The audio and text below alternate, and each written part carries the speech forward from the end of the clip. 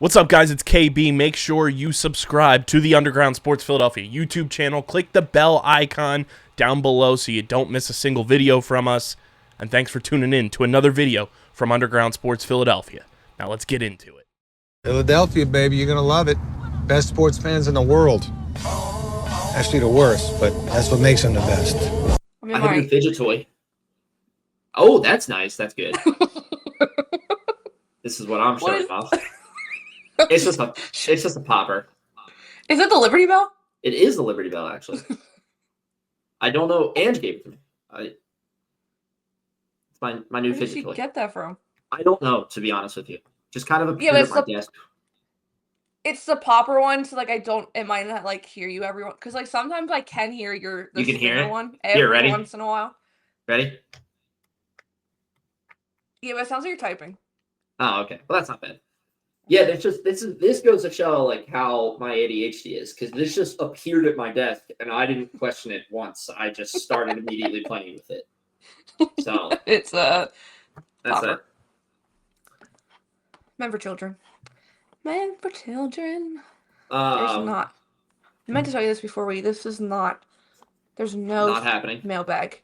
Yeah. That's fine. Do People don't not talk get to us questions. anyway. Well, it wasn't be the most fair. exciting race. So. Yeah. Well, regardless.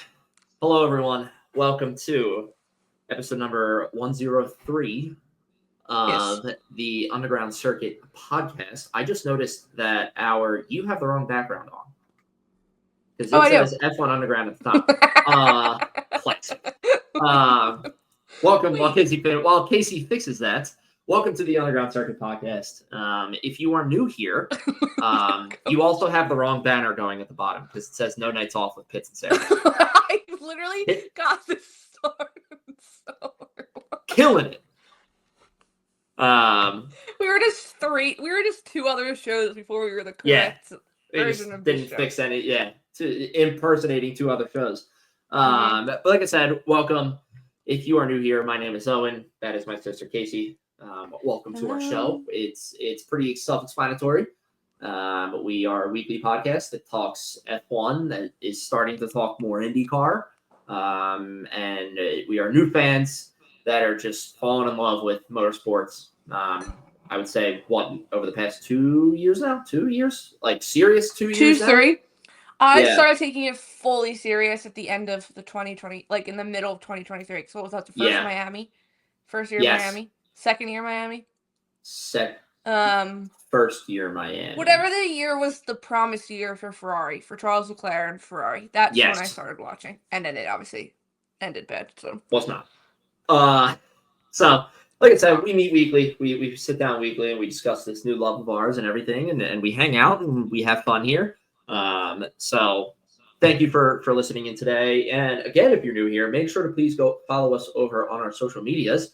They are scrolling at the bottom if you are watching on video, but if you are listening to audio, you can find us on Instagram and Threads at Underground Circuit _ at the end there. It's spelled exactly how the name of the show is spelled. Make it easy for you guys. And we are over on Twitter /X at UG Circuit Pod, and then TikTok at Underground _ Circuit. Same thing, spelled exactly how the name of the show is spelled.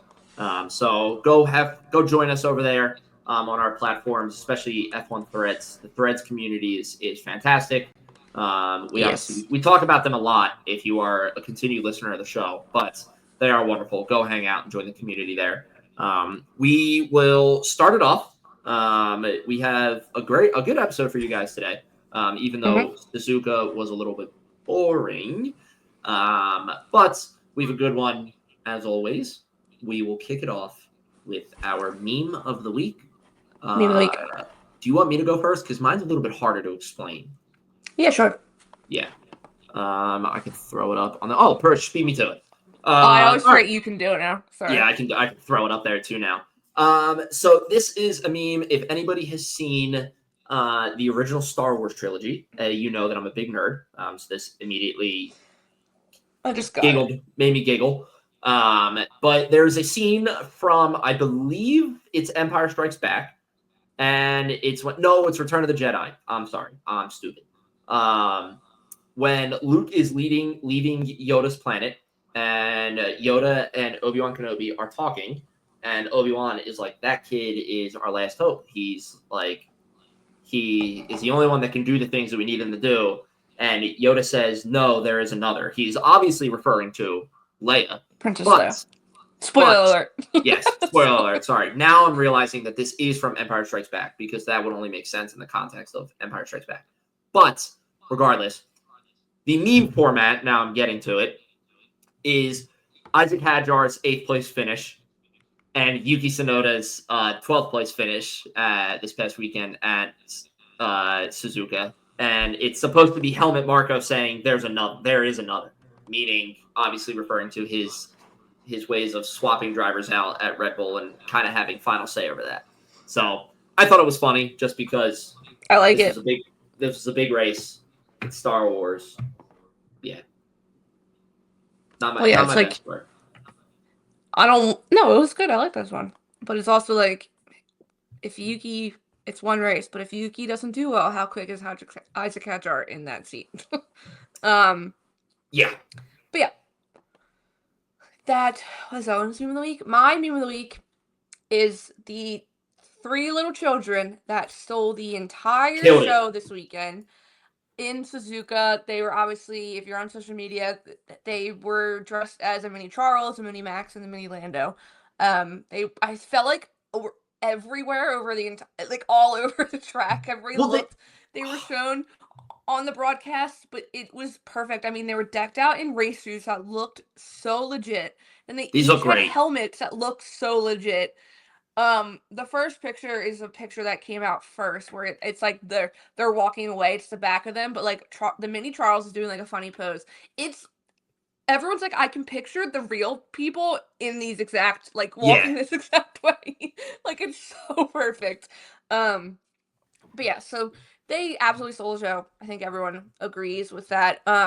This is another one. There were 2 people dressed in like a dinosaur, the dinosaur outfits. So there's also this picture, but this again could totally be post-quality, post-race, post-practice section. Oh, this the 3 of them talking.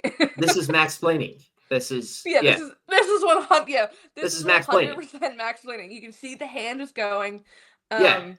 Mini Charles did notice his mini Charles during the fan, like whatever they go on the fan station, they talk on the stage when the fans are there.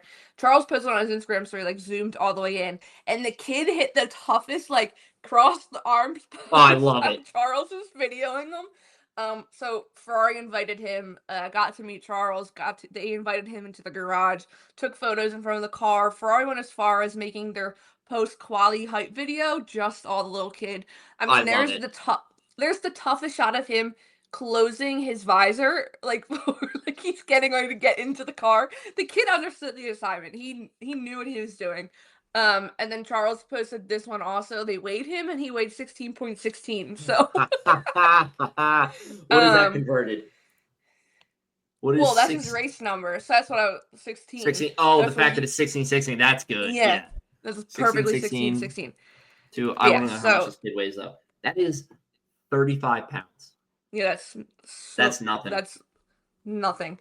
But yes, that was my meme of the week. They were adorable. I mean, good on Ferrari for doing that too.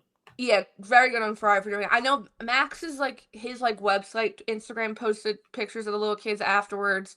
But yeah, I mean, they just literally stole the show. There was a picture of them leaving the track, and little Charles in the stroller passed out. That's great. That is so good. But then it was discovered that there was a picture of the 3 of them with their helmets off. It was discovered that Mini Max and Mini Lando were girls, and then Mini Charles was a boy. Oh, look at that. Yeah. So they stole the show. I mean, the fans in Japan are always some of the most creative people ever. Did you see the hat that had all the helmets on it? Yes. That was so cool. Sick. That was sick. I love Suzuka, man. I like, it is slowly becoming, not even slowly, it is becoming one of my favorite tracks on the circuit. It's just, the track itself is beautiful. It's so picturesque. Like, it is gorgeous. And the fans just go all out, man. It's awesome. The fans, like, the outfits that they have on, Someone posted there was like Ferrari themed like samurais, and someone's like, I think this beats the Ferrari popes. Like, well, remember Golden. last year was the one where they had the hat and they like flipped it and it was like Aston Martin, and they put on the other cover and it was Red Bull. Do you remember that? This Do you is remember ringing a that bell. picture, that video? I can't like fully remember it, but it definitely is ringing a bell. Yeah, Yeah, they just go all out, and I do. It's awesome. Yeah, there is such a good atmosphere, I feel like, for a track. Ideally, I feel like you could do Australia opening race, Japan second race, because it's like, bam, good fans, bam, good atmosphere. Yeah, that'd be such a hyped like opening 2 races. Especially if you did it like a back-to-back weekend too. Ooh, that'd be good. That'd be really good. One of the photographers posted a video like when the gates opened up the one race morning. Also organized, walking very calmly, like they weren't like booking it, like pushing people out of the way to get to their seats. Like the gates opened and they all just like walked forward. Yeah. Like normal. Yeah. Like Japan's doing it right. Japan is doing it right. I want to go to Japan. Japan would be a cool place to go to. Same. You have to like take the plane though, and then you have to get on a train because it's like so remote. Yeah, but I would do that. So do I. Yeah. That would be such a cool. Not even for F1, just to like go in general would be so cool. But yeah, well, now I would go, like, especially when the F1 races now with the cherry blossoms and stuff. I would be there in a freaking heartbeat. Yeah. But yes, those are our memes of the week. Moving on, weekly news. There's not a lot. Not a lot at all. But as always, it is brought to you by IPF1Store.com. Use code UNDERGROUND10 to get 10% off your entire purchase. Head over to the link in our bio to shop directly from there. We talk about them all the time. They have the coolest pieces of artwork. Even you can get everything on a mug. We highly recommend. Yeah. Yes. Weekly news. Yes, weekly news. I was like, wait, that's not correct. Yes, weekly news. No. I am drinking a glass of wine, people, so oh yes. Let's go. It's been a week, it's only Tuesday. But yes, starting off, this was announced pretty I think it was announced Sunday or yesterday morning. Yesterday morning it was announced. Yeah, yesterday morning. I think we woke up to this. Ryo Hirakawa, as you all know, drove FP1 in the Alpine. Looked very good in the Alpine on track. I think he placed higher in FP1 than Pierre, if I'm correct, at the end of the practice. He was up there for a decent amount of time. I can tell you. Look. But keep going. They announced that he has now signed with Haas as a reserve driver. So very exciting to see. And it immediately was announced that he will be driving in FP1 in Bahrain this upcoming weekend. And they said another few weekends that he will be driving in FP1. So he gets 2 weekends in a row. One behind the Alpine, one behind the Haas, which is great. Very cool. I think people are saying he's kind of coming over because now I always forget Haas is with Toyota now. So yes. Yeah. It was probably like they helped him get in that seat, but it's great. I mean, the fans loved him, and he was just there as FP1 driver on this weekend. He did place higher than Pierre. Pierre finished 14th in FP1, and he finished 12th. Notably, too, he placed higher than Liam Lawson. Yeah. So, yeah. There you go. Again, FP1, take it with a grain of salt, but still. FP1, but also Japan is the track Liam Lawson might be able to do with his eyes closed. So yes, because it's super formula, but also maybe Hirakawa also can do it with his eyes closed. But yes, moving on. Besides that, that was pretty much the biggest piece of weekly news so far. Like we mentioned, Haas having a reserve driver come in for FP1 this upcoming week is Bahrain. So we're going to see a lot because obviously Bahrain is no longer the first race of the season, but it's the first chance to have a rookie or a reserve driver in the car. And teams have to do what, 4 this year now? They upped it from 3 to 4. Yes, you're right. I was going to say it is 3, but you're right. It is. They did up it. It's up to 4. So this is the first time because obviously we've had preseason testing in Bahrain. Every driver has however many laps of experience on this track. And we were talking about before we started, FP1 is the most unrepresentative session in Bahrain because qualifying in the race are at nighttime. So track is totally different. But as of now, we do know a few cars and drivers that are going to be in FP1. We have Luke Browning. He will be in the Williams. He will be driving Carlos's car. Obviously, we said Hirakawa will be in Haas. He will be driving in Ollie's car. Fred Vesti will be in the Merc. I got really excited when I realized that these rookies or reserve drivers were needing to come in, and I was like, do you mean we might be able to see Valtteri Bottas in a Merc? And they literally announced it like an hour before I posted this post, so I quickly deleted it. Got rid of it right away. But, I mean, at some point we could probably see Valtteri Bottas drive the Mercedes. So I wouldn't be shocked if they do it. I think they will. Yeah, I think they will. Felipe Frederick Vesti will be in the Merc of George's. Felipe Drogovic will be in the Aston Martin of Alonso. And the Ferrari one I haven't seen too much confirmation on, but I have seen some. Hold on. I do know how to say his name, but I need to double check. Beganovia? Or is it not that? Can I? It's Dino. That's his first name. That's all I can tell you. Dino Beganovia. Wow, that is Italian. No, he's Swedish. What? Yeah, he's Swedish.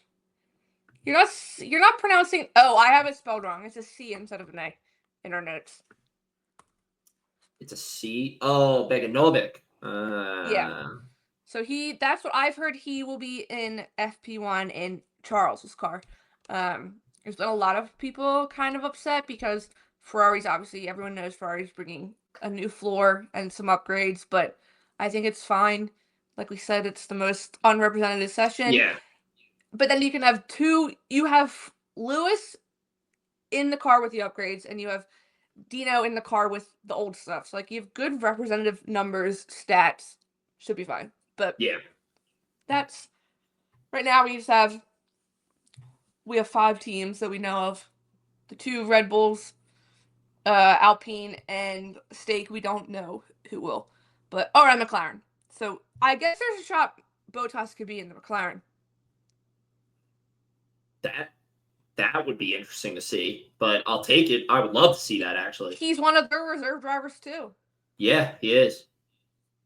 Huh. So put Valtteri. I'm not wishing anything on Lando or Oscar. Put Valtteri Bottas in the Merc for a race. Yeah.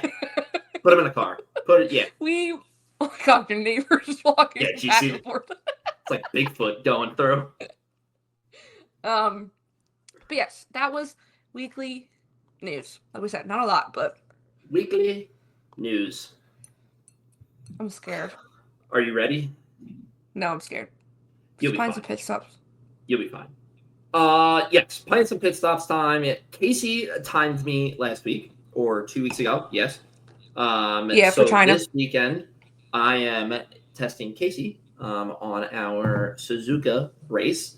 5 questions as quickly as possible. I do not have a beer, but like Casey said, she's got wine. So Casey, what wine are you drinking? I actually don't know the name of it. I can look it up real fast. Hold on. No, it takes 2 seconds. It's from Atwater in what's it called? The Finger Lakes. Very beautiful place. Has a beautiful view. Yeah, that's a great spot. The best part about this wine is it kind of is race car included or inspired. So there's a race car, an old school race car on the front. This is the Stonebridge White, my absolute favorite wine. Yes, that is a good wine. When we went a few years ago, I fell in love with this, and then Owen and Ann just went back, and I was like, "Can you please bring me back?" Yes. Can you? Please? This is the second bottle, and I'm going to make it last. That's good.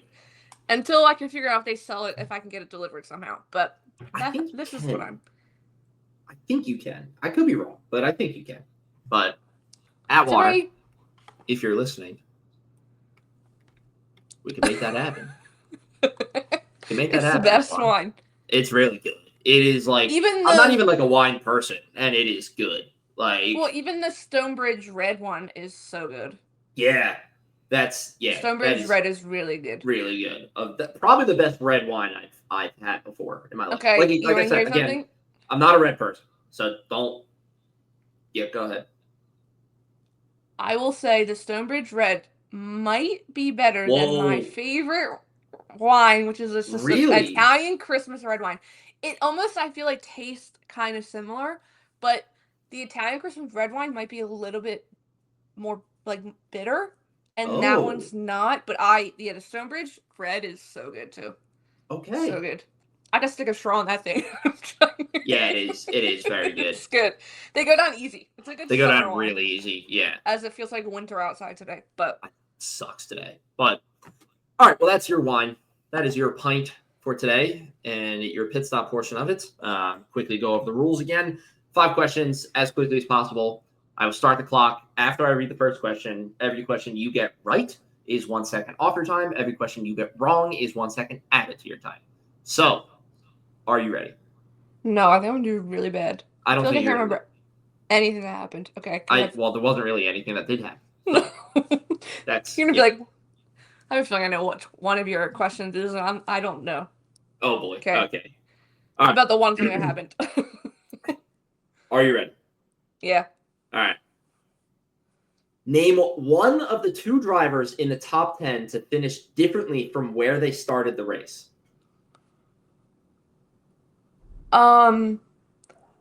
Lewis. Who earned fastest lap? Kimmy. What rookie driver earned his first Q3 quali appearance? Isaac Hadjar. Who did Carlos Sainz impede for a 3-place grid penalty? Lewis Hamilton. Who earned driver of the day? Yuki Tsunoda. Duh. All right. Your gross time is a 27.76. So, let's run my handy dandy shortcut now. 27.76. All right. Your first question is the one that I thought you were going to get tripped up on. You got it right. So it was. Well, you said name one of the 2 drivers in the top 10 to finish differently from where they started the race. The people who changed positions in the top 10, Lewis Hamilton and Isaac Hadjar. Oh, I just told yes. I was like, Yeah. I could not remember because I knew the top 6 stayed exactly the same. The top 5 stayed the same. Who earned fastest lap? You said Kimi Antonelli. It was Kimi Antonelli. Good work. He's the youngest driver ever in Formula One history to earn a fastest lap and to also lead an F1 race. Yes, I was so excited for those few laps. I knew it wasn't going to last, but I was so excited. It was cool though that he got it. Yeah. Question number 3: what rookie driver earned his first Q3 quali appearance? You said Isaac Hadjar. I said Isaac. It was not Isaac Hadjar. It was Oliver Behrman. Oh, true. But I will have to say, Isaac Hadjar had a memorable qualifying session for pushing through his seatbelt issues and the clear pain that he was in for it. I don't know what the hell was going on there, but he was in some pain. I don't think he's going to be able to have children in a few years. I think that was it's probably really tight. Yeah. So right now you're at 2 questions right, 1 question wrong. Question number 4, who did Carlos Sainz impede for a 3-place grid penalty? That was, you got that correct. That is Lewis Hamilton. Yes. And then who earned driver of the day? You said Yuki Tsunoda. You were correct. It was Yuki Tsunoda at the end. So you killed it. You got 4 questions right out of 5. You only got the I almost said Kimmy again, but Kimmy got it in China. So using for my driver of the day. Oh, this is glorious. It worked wonderful. You're such a dork. Fantastic, people. I love it. I love it. All right. So this is your first entry in this new system. I have to port over the other entries, but your current fastest time currently sits at a 24:76, and your average time sits at a 24. Well, I can tell you what my first time was from Australia. I have it written right here. We'll do that after the Okay. Yeah, I don't know your time from last week, but just so I can port in the other ones. But yes, good work. And that was Pints and Pit Stops. So Those are thank good you, ones. everyone, for listening and also dealing with my nerdiness of my shortcuts. Next week when I give you one for Bahrain and be like, what beer were you drinking during laps 5 to 10? Yeah, that'll be good. I should get beer from Human Robot for that Pints and Pit Stops. Yeah, do it. That's using my noggin right there. I hope they have that. We've talked about drinking drinks a lot so far. I hope they have that. It was like the fruity one they had last year. That one was so good. Oh, I know which one you're talking about. Yeah. I can't remember the name, but I know which one you're talking about. All right. So Japan recap. Japan. Not a ton to talk about. No, I don't think we don't need to go through team by team. No, so really wasn't. There's not like one thing you can say for each team. I do want to start off by saying that what's it called, the gyro cam, however you pronounced it, on the cars on this, gyro cam on this track, so good. Beautiful, yes, especially in the opening S's of the track when they're literally just like weaving through. It looks great. I looking back on this race, I haven't said that a race has been boring in a really long time. And I don't know if it was because I was out until literally, I think, about 5 minutes before race started. And I was out for like a solid 12 hours before that. So I was very exhausted watching the race. But what I look back on is that race ended. And I think I saw Max cross the finish line, Lando cross the finish line. And then that was it. And then I turned it off and I went, right, and I went right to bed. Not very exciting. Like you said, in the top 10 at least, not a lot of movement. I mean, at one point, I mean, the start of the race, first of all, I was like, we're going to have a disaster into turn 1. I thought. Yeah, I thought the same thing. I thought we were going to crash. I thought like between the rookies and stuff, I thought someone is going to have contact. Like the cleanest. I think I held my breath, but the cleanest start. Very clean. I mean, for a while, George was literally I felt like could touch Charles's rear wing, but he never got past Charles, and then just like the gap just started to increase. At one point, I literally looked and I was like, the two Ferraris and the Mercedes are literally in their own race, but they're not even in their own race. They're just for a Sunday drive because the gap from each other was like 5 seconds. Like they were so spread out. It didn't even matter. Yeah, they were cruising. I mean, I'm trying to think. Alex Albon had another good weekend.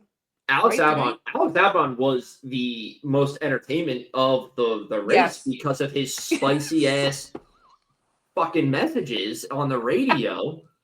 Albon.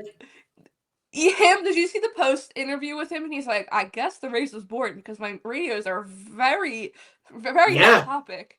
The one, it's him being like, I don't even know what you guys are doing. You're not even making sense. And then when they hit back with, okay, I was like, that would have set me off. Oh, I would have lost it if I was just like losing my mind on the radio. I was like having a full-on crash out in the middle of this race. And then my engineer just hits me with the, okay.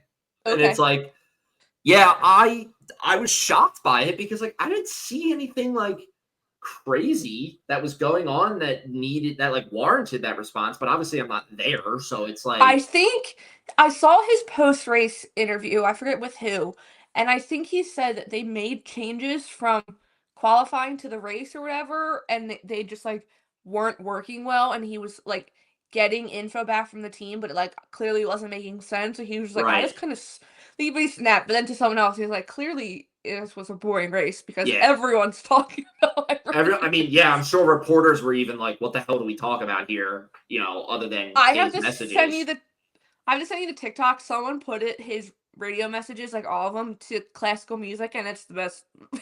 Please send that to me. That's awesome. You just hear him. But I don't think I've ever heard him that angry on the radio. No, that's the first time I've heard him like legitimately like pissed off. Like I've heard him be annoyed, like if like a crash happens or if he gets like, you know, somehow somebody else, you know, bins it and it screws up Alex's race or something like that. I've heard that before. I have not heard him just get pissed, like just flat pissed off.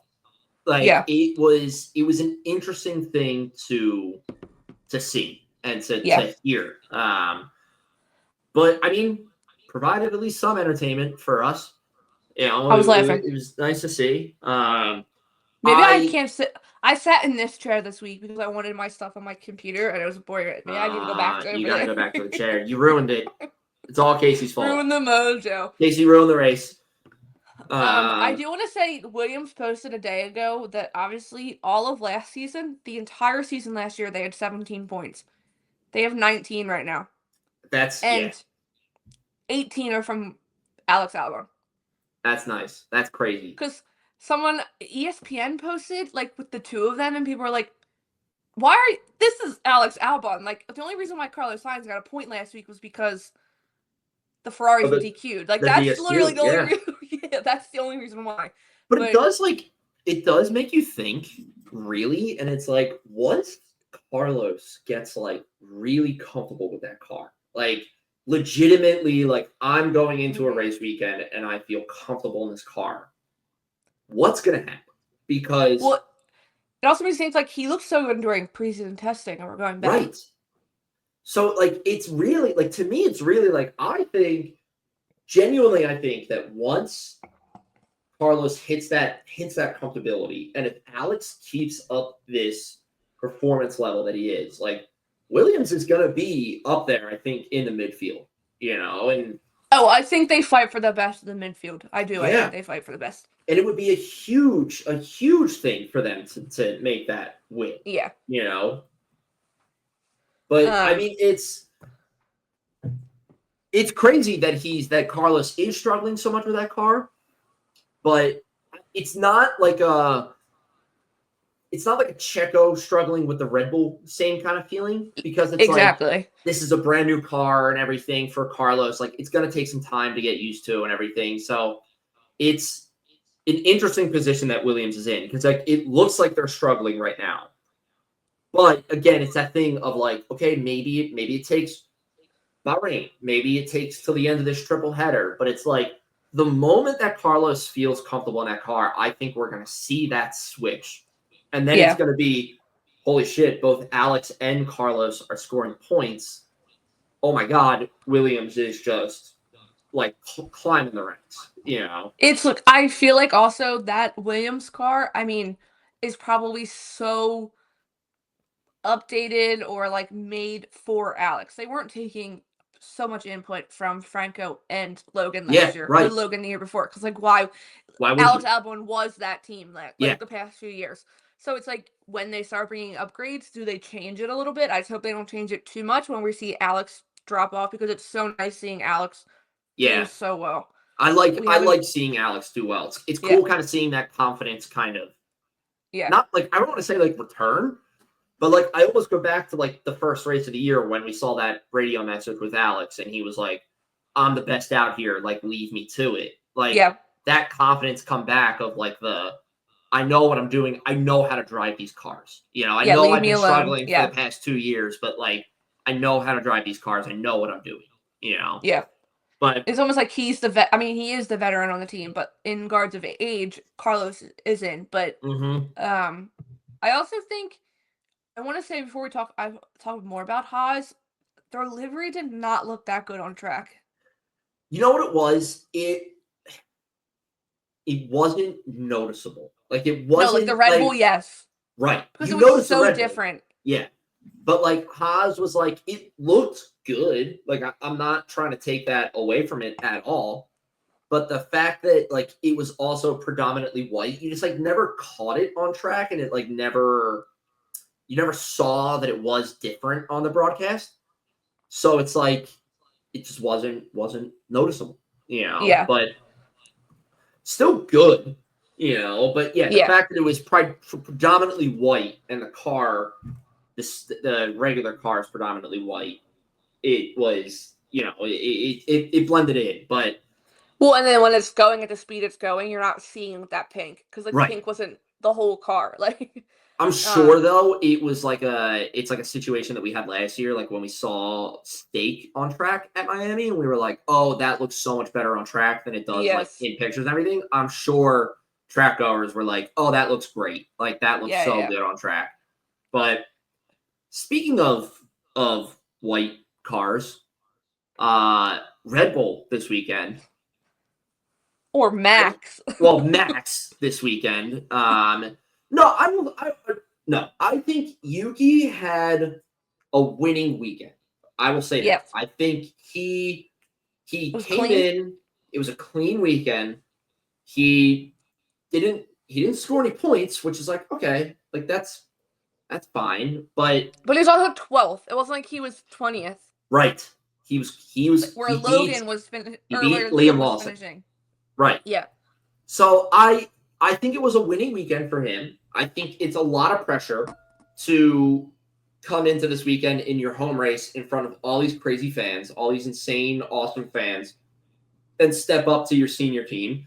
I will say this, though. I was listening to F1 Nation, and they interviewed Yuki post-race, like before even he went into like the team debrief after the race, and he sounded like he handled it like really well. Like he was like, I was super nervous, but I was so excited to do this weekend and everything. And he was talking about how when he sat down in the car and the visor went down, he was like, I was able to like silence everything out and focus on the race and everything. And they were asking him, do you want to make any tweaks to the car? Is there any things? He was like, he goes, I have a couple ideas, but he was like, I know exactly what they are. And he's like, and I'm looking forward to even more now to go into Bahrain and everything to drive that car again. So I was gonna say, I feel like that was the most confident we've seen him.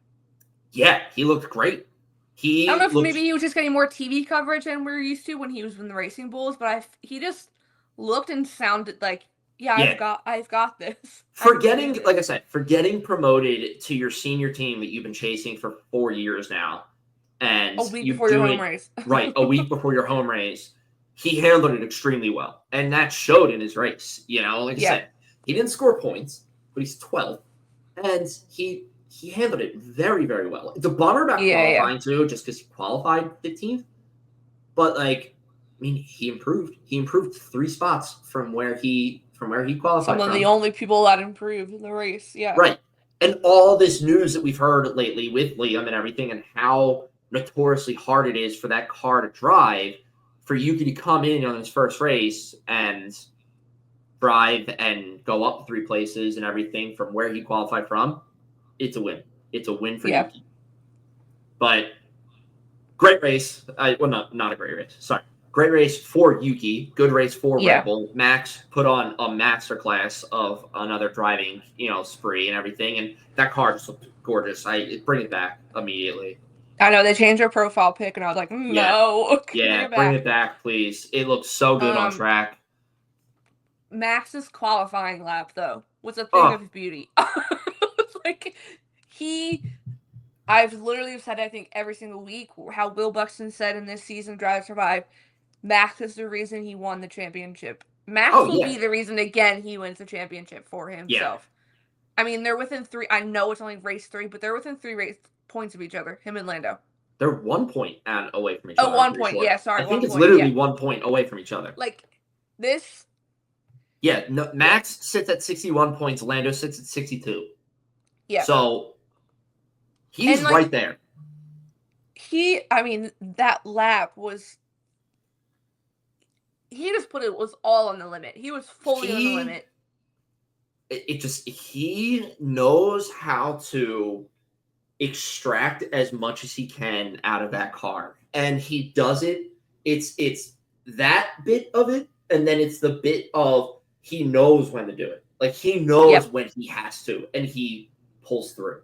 It's like, I know that we're not the fastest car on track right now. I know the McLarens are, quote unquote, so much faster than us, but I'm going to out-qualify them anyway. And, the gap was close between the 3, but that was his... did you see the video of Alonso and, was it Carlos, watching or Alex watching, like, they were already in the media pen post-quali because they got out earlier. and they like stopped and turned around, and Alonso like watched his entire last lap, and when he crosses, the entire media pen like reacts like, oh my god, like that's insane. And Holy Alonso shit, turns yeah. around and he goes, he's like, he's the only one that can do that. Yeah, He was like, he is. He literally was like gushing about him for like a good 3 minutes, and he was like, he is just different. Like he is the only one that would be able to do that.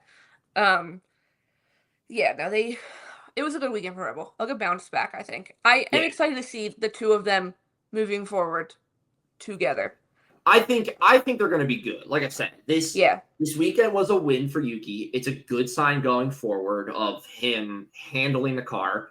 Are there going to be ups and downs? Yes, most likely. But I think it was a great weekend for him, and like I agree with you completely. It is going to be exciting to watch Max and Yuki move forward. And if Yuki can start scoring points for Red Bull and bring them kind of back into the fight for the constructors, it's Mercedes in trouble. Or McLaren's, it's going to be very exciting to watch. You know, we are in for another great year of Formula One if these three races are anything to kind of go off of. But yeah, McLaren. I have a question for you. What did you want them to do? Should they have let Oscar go? They should have let Oscar go. Listen. I know that I am strictly a viewer. I know that I'm not in that situation of trying to prioritize Lando for Drivers' Championship and all that stuff. I get it. It is tough for me, though, when I'm watching the race and I am like, Oscar clearly has so much more pace than Lando. He could have caught Max. Yes. And they did not make that call of, hey, swap. So it was tough for me to watch. Again, I'm not in that position, so I can't effectively judge that. But as a viewer, yes, they should have switched Oscar and Lando. He clearly had so much more pace. I think even if he didn't fight Max or didn't catch up to Max, it would have been a better chance. At a baseline, it would have been a better chance for McLaren. Yeah, I think they messed it up starting with pitting Lando first. I think they messed up there. I don't know why they pitted Lando first. It made no sense. If Lando was clearly at that time he probably could have caught Max. They should have pit Oscar first to then then maybe have a swap again. But like I saw someone say, what was they were so far ahead. What was the point of them swapping if he can't catch Max, or for some reason then Lando's able to pick up speed, swap back? Like, you were that far ahead. Yeah. But then everyone's like, well, why couldn't Oscar just overtake? Why couldn't he overtake? We had like 20 overtakes, not even, in the whole entire race. It was like Monaco worthy of overtakes this race. Yeah, I don't know. I do think it got messed up from the pit stop. That's where it started. I think it was a pretty, for McLaren for this race, I think it was a 50-50 split of their stupidity and Max's driving that lost them that race. I don't think they were expecting Max to be that on it this weekend. No, they were not, because they walked into this race, you know, we're the fastest car on the track and everything. And I'm not saying that they're like underestimating Max and Red Bull, because that would be an even stupider thing to do. But I don't think, like, it wasn't just the fact that they screwed up the pit stop that they lost that race. Like, Max put on a masterclass of a drive. There's no arguing that whatsoever. So, yeah, I think it was a pretty 50-50 split of why they lost the race. But making it interesting for us, you know, in the sense of the drivers and the constructors. Like we said, they're 1 point behind Max. Max is 1 point behind Lando, and Red Bull is at 61 points and McLaren's at 111. So they're not that far off. That's a 2-race deficit. Yeah. That's the thing. If Red Bull wins, McLaren doesn't score any points. That's 2 races right there. Yeah, God forbid McLaren has a double DNF one weekend, or one DNF and someone's out of the points. Like, that's... So it's not that big of a gap. So no, it's not. For what they could have been, like a 1-2 maybe. Yeah. If they caught Max. It was it was interesting to watch. And I know whatever channel Mark Webber was on post race, they were like, someone asked him, like one of the other interviewers asked someone a question about, do you think they should have let Oscar go? And you just see Mark Webber like look at his face. He's probably like, can I answer? I won't be biased, but can I answer? Yeah, I'm sure he was screaming internally. Like, no, literally his face, he looks like he's not even there because he's probably like, what do I, like, you can tell he's having a whole conversation in his head, like, what am I allowed to say? Yeah, what can I say here without, first of all, getting Oscar in trouble and also myself in trouble? Like, that's like, yes, I'm Oscar's manager, but right now I'm on TV as an analyst. Like, how can I be unbiased? How do I do this? Yeah, I do. Kimi Antonelli is so much fun to watch. He's good, man. He is living up to the hype right now. Of his performance and everything, and I'm sure a podium for him is coming at any point. It's absolutely coming. You know, there's no doubt in my mind that he will get a podium this year. Like I said, I think we talked about this last week or something, but I still think it'll take a race where it's like something weird happens and the stars align for him to get on the podium. Well, if you think about it, that's how George gets on his podiums a lot. True. George just like to sit back and wait for everybody to crash ahead of him. But I think it is going to be like one of those races where it's like, oh, this weird situation happened and Kimi was there, so that's why he got up here and onto the podium and everything. But it's going to happen. I think it's 100% going to happen. He's just, with him too, them saying, you're the fastest man on track. And he was like, I'm giving you everything I got. Yeah. They were like, Bono was like, good shit, mate. Like, keep going. Like, well, I love the stat. And it was like the youngest, the last person to, like, the next youngest person was Lewis. Like, he is following in the correct footsteps. Like, for his yeah. You know what that says to me, too? It's literally like, Toto right now must be thrilled with his decision to bring him I knew what I was talking about. I knew what I was talking about. Toto is got to be so happy that he was like, I'm glad I made the decision to, you know, promote George to that veteran role and bring up Kimi. And I'm happy that I fought so hard for Kimi to get up there. Yeah. Also, did you see the video of Kimi still being in school? Yeah, from Drive to Survive? No. Like this, one of his classmates posted a video the week between China and Japan. He was in school. I did not see that.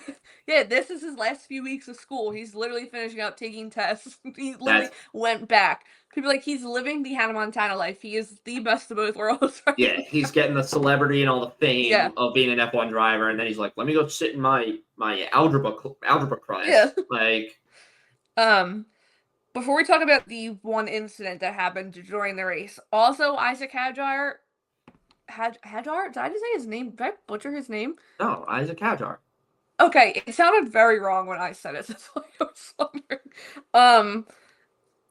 It's so easy to be like, Australia was such a one-off for both him and, I mean, for all the rookies to begin with, but for like him and Ollie specifically, because they are proving everyone wrong. I mean, Isaac looks good. I mean, he was coming and everyone's like, if you think Yuki's emotional over the radio, wait till you hear Isaac over the radio. I haven't heard him once like that over the radio. I mean, he was trying to be like, I will tell you when I come in, but there's something wrong with my seat. Yeah. He didn't want to disclose any information over the radio. I wonder if when he was brought up, like, he may have gotten like a talking to about like his radios. They gave him the same talking to that they probably gave to Yuki, because I know they've talked to Yuki about his radios before. And I wonder if that, like, scared him a little bit, like, a little too much, so he's trying to keep it, like, too contained.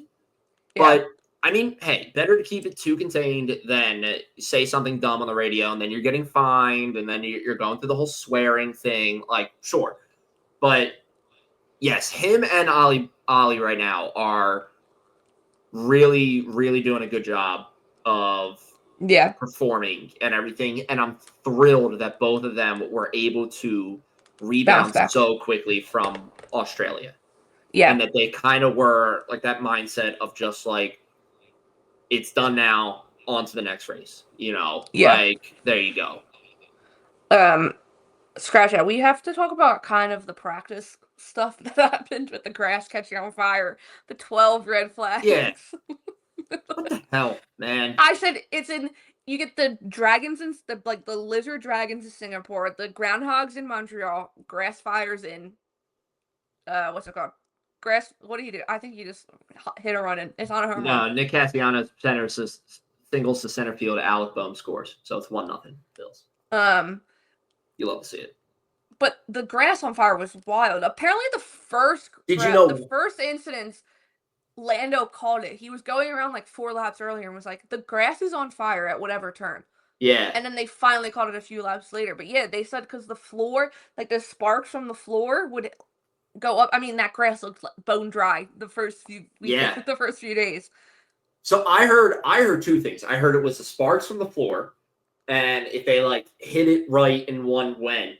The other one I heard was when drivers would hit gravel, the gravel would get super hot and then fly into the grass, and then would ignite. And then the grass is so dry that one blade catches, and it just starts. That one.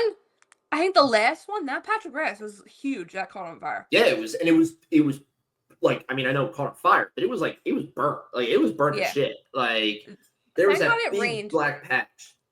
Thank God it rained Saturday and Sunday, because if we'd have stopped the race a few times because there was grass on fire, that would have been annoying. Oh, if I was watching that race at late as it was and as boring as it was, and we had like 2 or 3 red flags, I think on like the second one I would have just been like, I'm going to bed.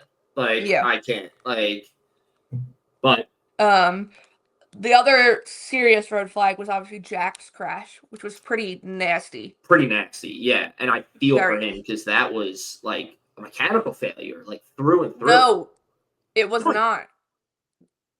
Well, at first they thought, I don't think it was.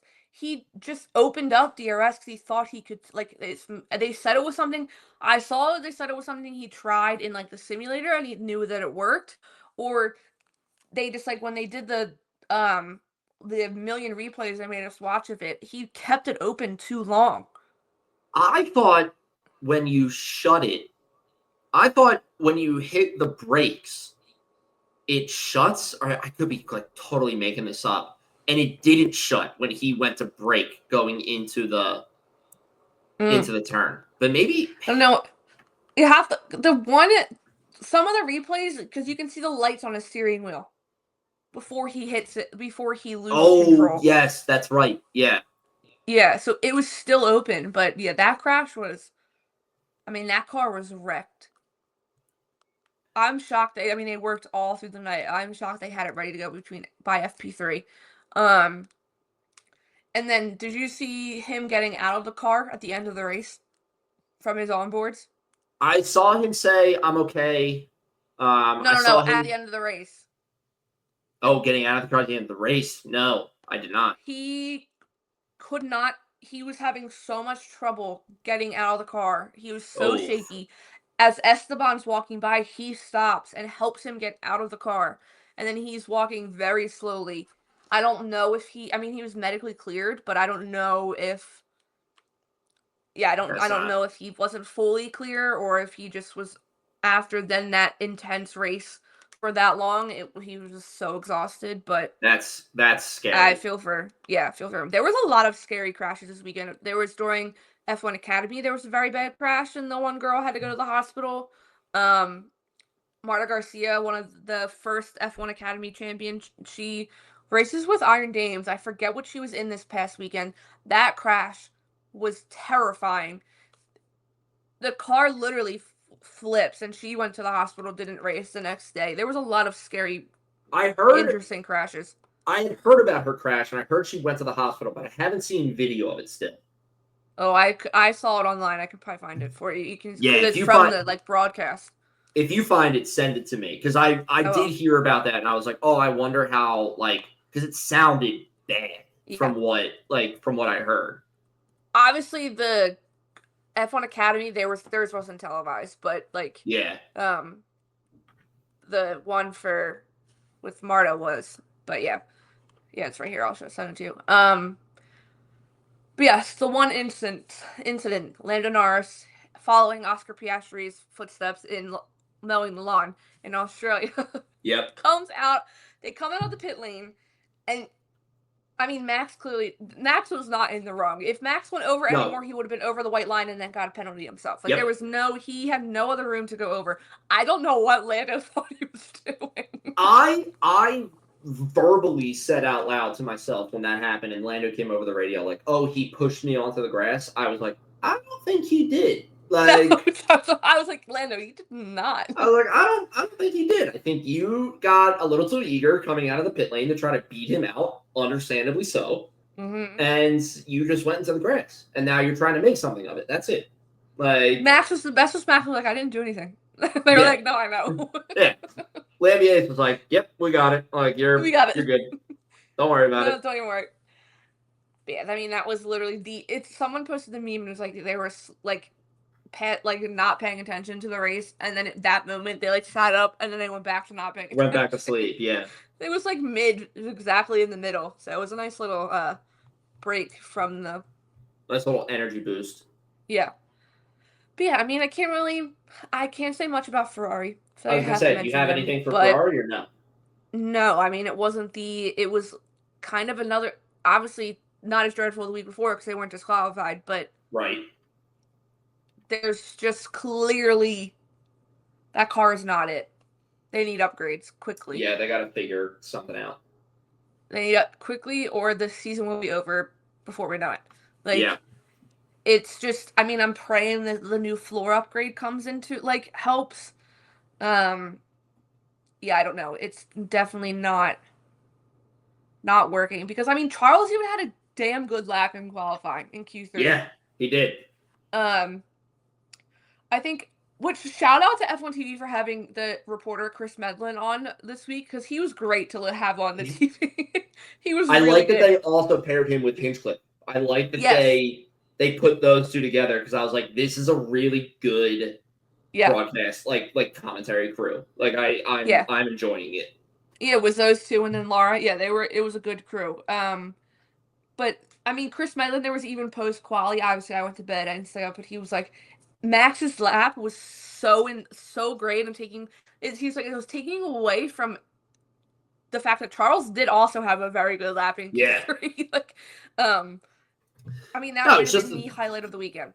But the fact that Max just stole that P1 from both the McLarens and everything with that kind of lap, just immediately overwrote any other story from the weekend. Yeah.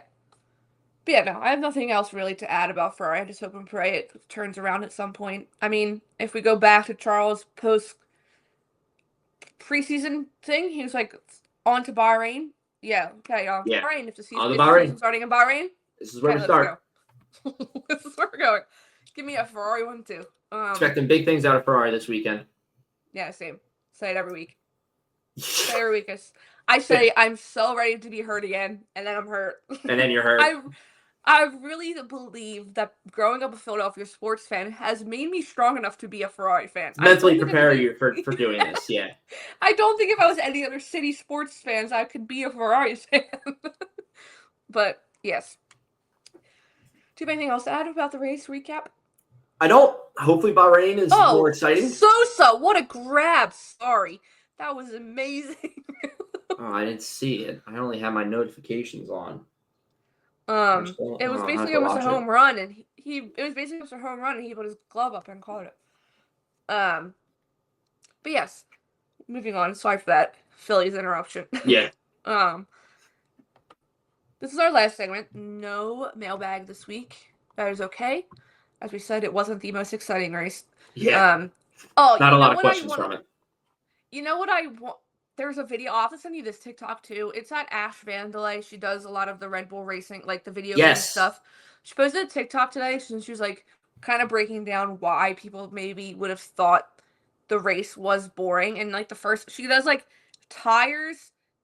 She just like breaks it into 3 categories, and it's very nice. But the first one's like tires, and she's like, from all the data, they might have just went a step too hard on the tires, and they lasted too good. Like she goes, if they went one level softer, would have been a totally different race. Like, That's cool. Yeah, send me that. It was a good. I'll send you the TikTok. It was a good one. But moving on to predictions for both. It's a lot of race weekends this weekend. We got Bahrain. We got Long Beach for IndyCar. We got Formula E in Miami this weekend as well. Obviously NASCAR, because NASCAR's always on. IMSA's in Long Beach this weekend too with IndyCar. Lots of race weekends. It is lots of action. Big race weekend. And the Masters. So I don't know what Owen's going to watch all week. I don't know. I might have to be the Masters with intersections of Motorsport. Yeah. But predictions. What do you want to do first? Long Beach? You want me to do Long Beach and give some background, and then we can do... Yeah. I like that plan. Okay. So obviously we just said IndyCar's in Long Beach this weekend. This is a beautiful track. It's a beautiful area. They called this the Monaco of IndyCar. They do. Yes. It is 90 laps, which I just love IndyCar how many laps there are, but it doesn't seem like that long of a race.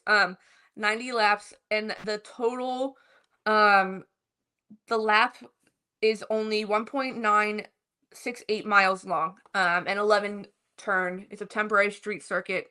We do a lot of the street circuits, and then over the summer I feel like it goes, or soon it'll be prepping for the Indy 500. But yeah, like road courses and everything. Yeah, road course. Last year, how can I see who won last year? I think it was Scott Dixon. Yeah, Scott Dixon won last year. All right.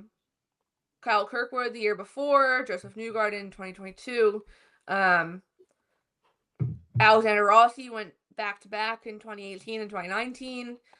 But yes, so it is very... Colton Herta, it's technically kind of a hometown race because he's a California kid. Right. So lots to think about. I mean, this is their first full race with a ton of fans also as well. Because, like, obviously Thermal, there wasn't a ton of fans. But yeah, Long Beach is like a St. Pete almost. So, yes, predictions. 1, 2, and 3? Yeah. My first place... this is going to be a Delulu pick, but it's just because I love the car so much. I'm going to go Nolan Siegel. Oh my God. First place. Did you see the video that Aaron McLaren put out for his car this weekend? Oh, because he's a California kid too.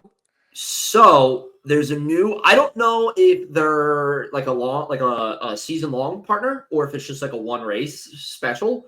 But On Semi is partnering with Aaron McLaren as an official title partner. For an official partner for this race. And Nolan Siegel's car. So Nolan Siegel has the blue and orange car for McLaren. And that's the correct shade of blue. Yeah.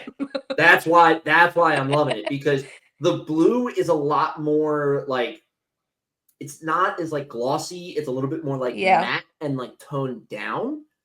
And it just it pairs so well with it kind of shifts more to like a grayish color, if I'm making sense. And you're right. It looks very nice. I mean, it pairs so much better with the orange. So that's why I'm going to go number 1 is Nolan Siegel. I also loved talking to Nolan Siegel in St. Pete. So I'm going to give him the race. In terms of second and third, I'm not 100% sure. I'll go second. I'll do Scott Dixon for second. Okay. And the fellow blue and orange car. I'll do, you know what? I'll go it won't be a race 3-peat win, but I'll go 3-peat for the podium, Alex Palou. Smart. Is what I'll go. Yeah. I like it. Nolan Siegel's from Palo Alto, which is closer to San Francisco. I just looked it up, but it's still California.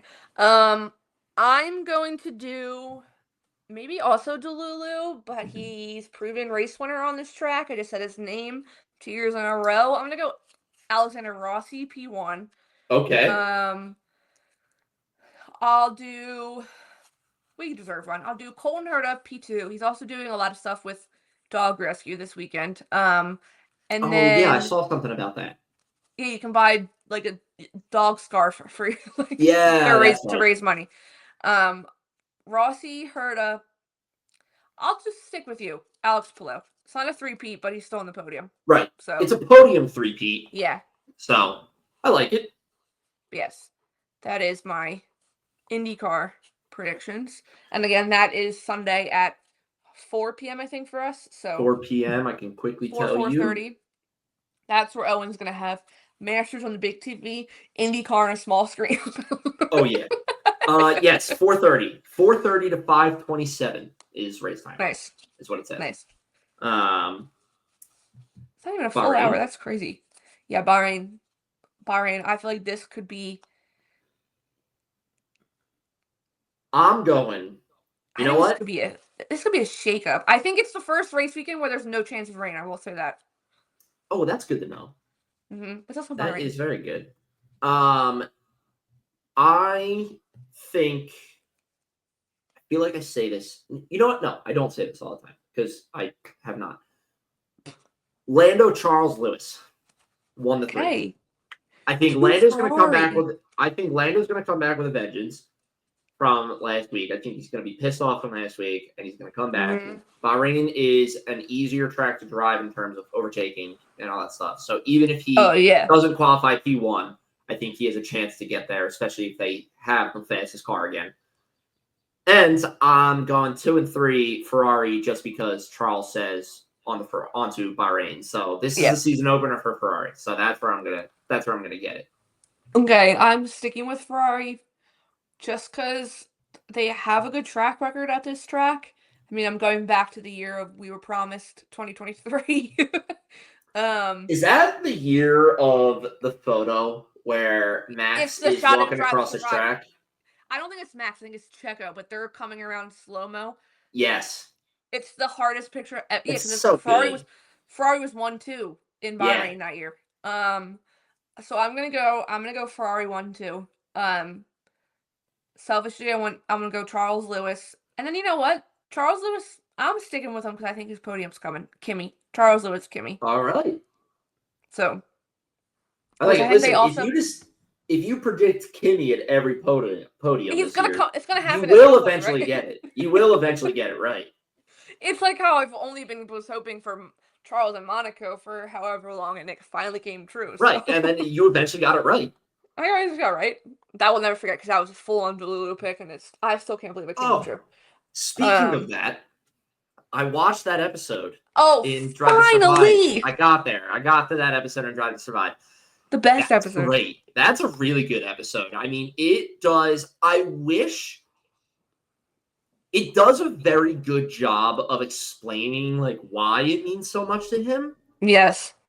But I wish they did it a little bit more. Like talk to his mom and brothers or something. Yeah. Yes, and talked about it a little bit more because I will say this. I like that they focused on the years running up to it and the curse of Charles and everything. And I like that they showed you everything that's happened to him over the years so you understood the frustration.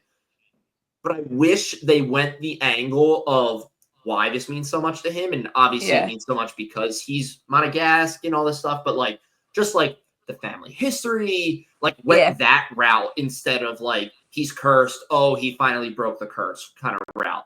But overall, great episode. I mean, it was a blast to watch. So I said I don't even mind that you don't learn anything new in that episode. It's a true sports story. That's what you want to watch in a sports documentary like that. That's what you want to watch. That's your run of the mill, like you said, sports documentary of these guys struggled for so long on this course and it means so much, or blah blah blah. In this game, they lost this game 3 years in a row, and then they, it's your run of the mill sports documentary, but it's a really good story to tell with Charles and everything. And I liked seeing him play the piano and everything to kind of relax and everything. And I was cracking up when he was taking Leo for a walk at night and everybody stopping him and getting pictures. But very good episode. So I'm happy I got there. I watched the McLaren episode with Constructors Champs, where they talked about Oscar and everything. And I didn't love that episode just because it's we're making Lando and Oscar out to be these bitter enemies and like super pissed at each other for the whole papaya rule situation, which is like, yes, they were definitely angry at each other, but like not. They weren't. Yeah. Is that the episode where they ask Oscar, like, in the interview, they're like, do you like being like second to him or something? And he was like, no. Which they do, like, I get why they put that in there. But like, if you hear that question out of that episode as a whole, to me at least, it comes across in a totally separate context, because your immediate response is, oh yeah, well, why wouldn't any driver want to be the number one driver? You know? Whereas you watch it in the episode and it's like, do you like being, playing second fiddle to Lando? And he's like, no. And he's like, oh shit, like Oscar hates Lando. And it's like, no. Like, that's not the case. Like, so ask any of the drivers if they like playing second driver. Yeah, probably say no. Yeah, you can ask Max that question, a guy who's not playing second driver. And if you were like, hey, would you like to play second fiddle to this driver? He would be like, no. Why would I? But I have the Singapore episode next. Which that one's cool. Yeah, I'm excited by the summary of it. That they're like, it focuses on the like Albon, Russell, Lando. It's the Twitch quartet. It's Leclerc too. It's because they I remember seeing photos of them during that weekend, and like the four of them had like phones. I was like, what the hell? Like, people were like, what are they doing? So they just gave them phones and filmed a lot of their own content. And the summary of the episode is like five best friends filmed the behind the scenes of like racing in Singapore, and I'm like, oh, that's a cool concept for an episode. Like, make an episode of what the drivers film. Yeah, like Alex is my favorite part of that episode. He's very good in that episode. Like, they talk to him, and they do a lot of like talking to Lando. This, I mean, obviously doesn't give anything away. We know what happens, but Lando's like, when I was karting, I wanted to be Alex Albon. Like, they were like talking about how good Alex was, and it like, obviously everyone knows Alex's backstory and stuff and everything. But that is a good episode. But I wish I like took notes and then go back and watch it now to see if they changed any other parts. But everyone's catching on now to the first episode or second episode where they took out Max. Where Max is sulking. Yeah. After he won Zandvoort. I am interested when I go to watch this episode if maybe they changed the whole George stuff, because I know they didn't. Someone said, okay, because someone reposted and said, I wish they would have taken out the whole George having a full-on panic attack, stroke in post Singapore. Yeah, no, they didn't take that one out. Unfortunately, they probably should have. I was curious about that, because, like I said, the moment that I realized that they took Max out, that I was like, oh, maybe they changed the George part, because I know, like, online people were a little like ticked off about that. They were like, you're just filming him losing, like, going through such the hard thing and like getting content out of it. So it's like, but overall, I kind of agree with you so far. Not my favorite season so far. No, not mine at all. But I have no want to go back and watch. And like other seasons, I've gone back and watched again. I have no want, except Charles episode maybe. Yeah, the Charles episode I think is definitely the best episode out of the season so far. Did you hear the part where Fred refers to him? He's like saying this whole sentimental thing, and then they show him jump into the water, and he's like, "But I feel like a sperm whale." Yes, he cracks me up, man. You have to watch the new F1 video. They post like get to know the team principals. He's hilarious. I'm sure. Of course hilarious. Of course he is. I have to watch the full. I've only seen the clips of him, but people are like, because Oliver Oaks is in it, and people are like, he's a character as well. So like, I'm like, okay, I need to go watch. Oliver Oaks is? Yeah. All right, that's good to know. Yeah, I'll watch it. And then people are saying that Zach Brown's the friend that you don't want, but invites himself anyway, because Andrea Stella is in the video, but so is Zach Brown. People are like, Zach Brown, why are you in the video? It's team bosses. Yeah, you're not a team principal. Get out of here. If Andrea Stella actually did the video, why do you need to be in the video? Yeah. Yeah, but should be a good weekend. If you've made it this far, come out to Human Robot Schuylkill Banks location on Sunday. Race obviously starts at 11. We come get some bagels at Spread Bagelery right next door. Enjoy a beer, watch the race. It's a fun time. Should be nice weather. It's a great time. Yeah. I feel like every time we've had a watch party there, it's been a rainy race. We did Montreal, we did Silverstone. Like, Yeah, I'm there was ready a third for race. What was the third race that we had? Lando won. I don't know what race it was though. Hungary? I can't. Was it Zandvoort? I think it was no Spa. I think it was Spa Was it Spa? or Red Bull Ring. Yeah, I think it was one of the. I think it was one of the first ones Just named after the 4 or 5 Well, fucking different it was tracks. actually no, because we did Montreal and Silverstone, and then we did the first one post summer break. I think it wasn't Zandvoort because they show Max winning Zandvoort in the episode that they took out. So I think it was Spa or I think it was Red Bull. True. Okay. Yeah, I think you're right. Oh, yes, it was Austria because I remember it was Austria because I remember freaking out with everybody in there watching Lando and Max do their battle for. Yes, it was Austria. Yeah, but yes, so yes, come out. We'll out. Be there. Do you have anything else you would like to add before I wrap it up? Thank you so much for joining us for episode 103 of Underground Circuit. We will be back next week. We will be splitting the episode in half with a Bahrain recap and Long Beach recap. Yes. So hopefully, I have a feeling we're going to have 2 very good races to recap. As always, please give us a follow over on Instagram at Threads at Underground Circuit _. Obviously, it's Underground spelled like the show. Over on Twitter or X at UG Circuit Pod and TikTok at Underground _Circuit, since it is staying around for an extra 75 days for now. TikTok, please give us a follow. Like, comment, subscribe wherever you listen to your podcast, over on YouTube as well. Like I said, we'll be back next week, and happy race week, people. Happy race week. Happy lot of race weeks. Yeah, happy Motorsport week. Yeah, honestly.